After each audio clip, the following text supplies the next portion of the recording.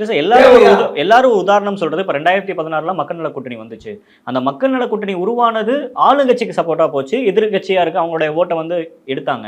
இது மாதிரி விஜய் ஒரு கேம் ஆடுவார், அந்த கேம் யாருக்கான ஒரு ஸ்பாய்லரா இருக்கும் அப்படின்றது தான் இங்கே டிஸ்பியூட்டே அப்படின்றாங்க. 2026 தான் நம்ம பேசணும். யார் எப்படி வந்து நம்ம சொல்ல முடியும்? மைனாரிட்டி ஓட்டெல்லாம் அப்படியே இங்கே விஜய் பக்கம் போயிடும்னு நிறைய பேர் பேசுகிறாங்க. எது எப்படி திமுகவுக்கு வராத ஓட்டு வந்து அப்படியே இங்கே போயிடுமா? திமுக குறையலாம், மைனாரிட்டி குறையலாம், அவ்வளோதான், அப்படி தான் எடுத்துக்கணும். அப்படியே டிரான்ஸ்ஃபர் ஆகுமா? இல்லை. அது எப்படி வந்து ஸ்பாய்லர்? நான் சொல்கிறேனே, எனக்கு தெரிந்த வரை இந்த முறை தமிழ்நாடு தேர்தல் 2 விஷயமா பார்க்குறேன். ஒன்று, பணத்துக்கு அடிமையாகிற ஒரு தேர்தலாக இருக்கும். இல்லை பணம் வாங்கிட்டு மக்கள் இல்லை நாங்கள் மாற்றி குத்துவோன்னு குத்துனாங்கன்னா அது ஒரு புரட்சி. இவ்வளோ பணம் செலவு செய்து நாம் தோற்க போகிறோம் அப்படின்னு எந்த கட்சியும் நினைக்க போகிறதில்ல.